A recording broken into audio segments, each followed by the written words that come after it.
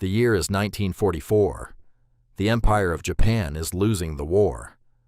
Faced with annihilation, a new strategy is born from desperation: the Special Attack Units. We know them by another name: Kamikaze. This is the story of one of those pilots, and from now on, you are him. The time is 4 a.m. The air is cold and damp. This is your last morning on Earth. Today, you will die for your emperor. Today, you are a kamikaze. There is no time for reflection. You walk to your plane. A corridor of schoolgirls has been brought to the airfield to cheer for you. You do not look at them. You cannot bear to see their faces. Your focus is locked on the machine ahead, your tomb. The cockpit is a cramped, metal coffin. It smells of oil, sweat, and fear.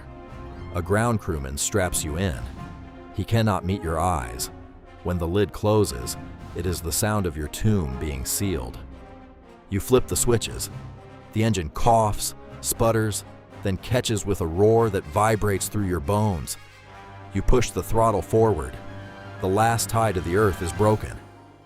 For hours, you fly into nothing. An empty, blue purgatory. There is nothing to do but wait. Your mind drifts back to last night. You lied to your mother. You told her you were happy. You did not tell her you were terrified. As your mind returns to the present, you can almost taste the ceremonial sake from this morning. It tasted like ash. Then you see it. A smudge on the horizon that grows into the unmistakable shapes of warships.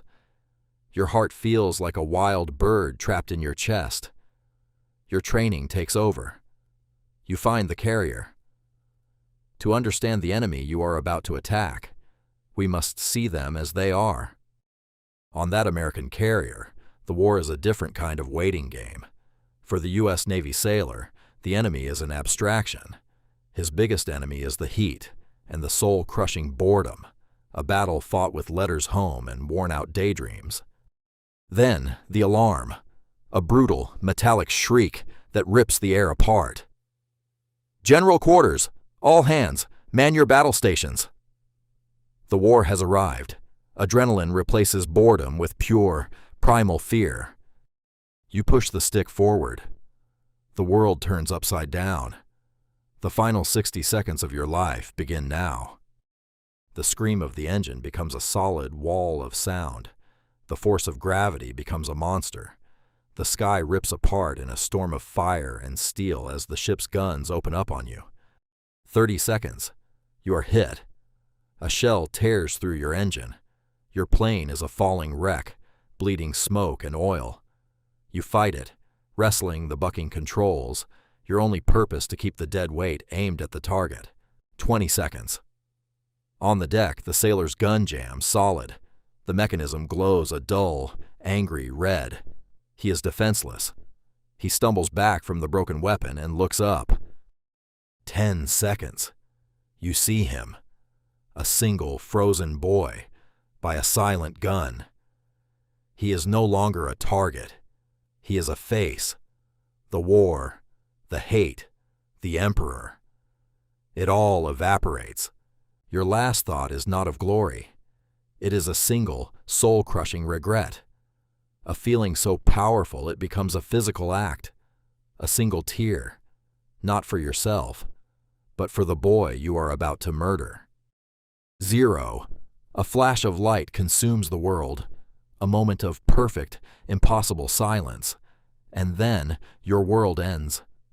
On the deck, there is only fire and chaos. A life built on poetry and memories has been converted into pure, destructive energy. The sailor is gone. His crewmates, who shared stories with him only minutes before, can only stare in horror at the burning crater where their friend used to be. The ship will be saved. The war will be won. History will write its stories of heroes and villains. But the ocean keeps its own secrets. It cradles the wreckage, the letters, the stories. A final, silent testament to two boys, from two worlds, who met for a single, terrible second at the end of their lives.